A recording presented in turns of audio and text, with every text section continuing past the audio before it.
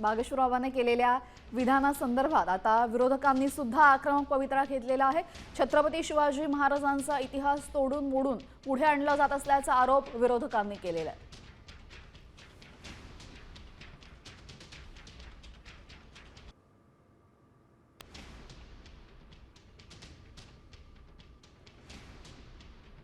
ते जे बुवा आहेत तरुण कोणीतरी एक, त्यांनी छत्रपती शिवाजी महाराजांच्या इतिहासावरती जेव्हा हे बोलत होते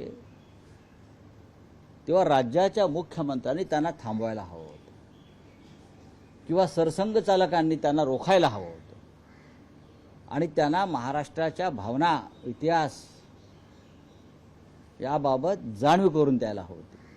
भाजपा किंवा संघ ज्या हिंदुत्वाचा सध्या या माध्यमातून पुरस्कार करते किंवा खरात बाबासारखे लोक हे त्यांचे प्रचारक आहेत, हे हिंदुत्व अजिबात नाहीये। हा कसला बाबा आहे बंधू? याला महाराजांचा अवमान करताना जो जिथे भेटेल ना तिथे याला जेवढ्यास मी ट्विट केला आहे, जो जास्तीत जास्त शिव्या देईल त्याला आम्ही जास्तीत जास्त मोठं बक्षीस देऊ।